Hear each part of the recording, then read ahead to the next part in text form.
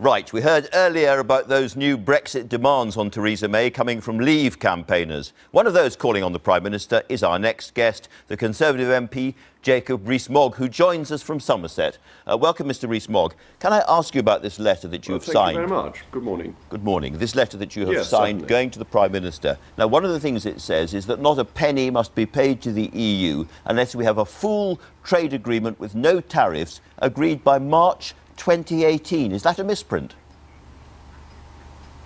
It's very important that, yes, it's March 2019 when it has to be agreed, not March 2018.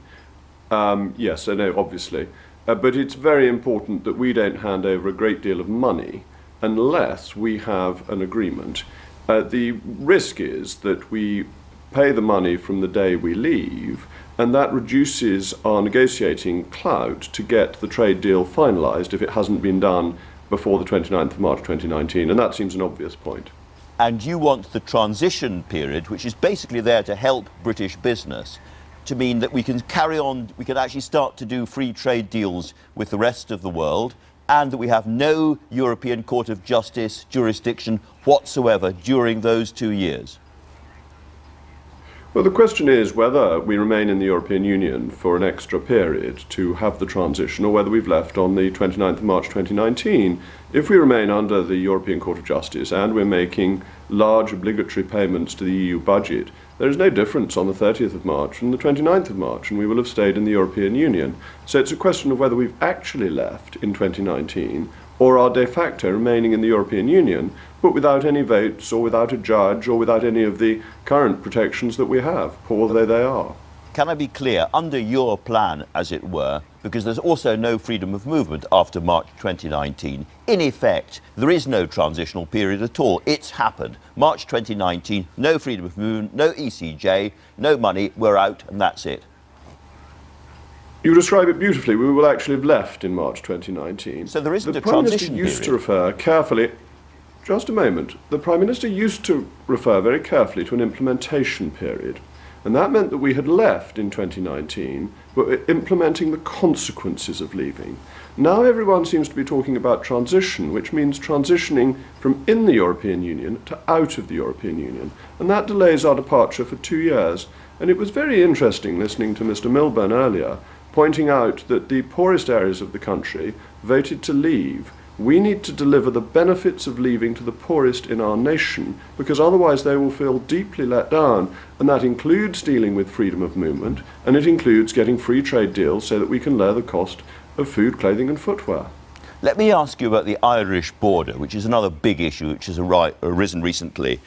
We've had lots of comments about it, including from Peter Robinson of the DUP, who is essentially suggesting the Irish government are using this not in a fraternal way, but to achieve a united Ireland by stealth. Do you agree with him? Well, Irish politics are quite complicated at the moment, as you know, because there's a vote of no confidence in the Deputy Irish Prime Minister. They are worried about an election. And I think the Irish border has become a matter of Irish immediate political concern in the run-up to a potential general election, and the strength of Sinn Féin and the Prime Minister of Ireland's concern about that. Whether I'd go far as saying it's an effort to unify the Republic and Northern Ireland by stealth, I don't know.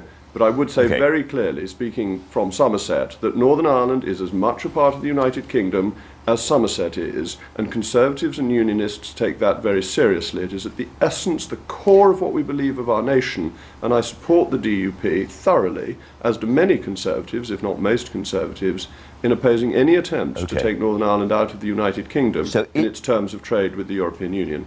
Isn't the truth, therefore, that if we leave without an agreement, there has to be a hard border between Northern Ireland and the Republic of Ireland, because that is the EU's border as well as the Irish Republic's border?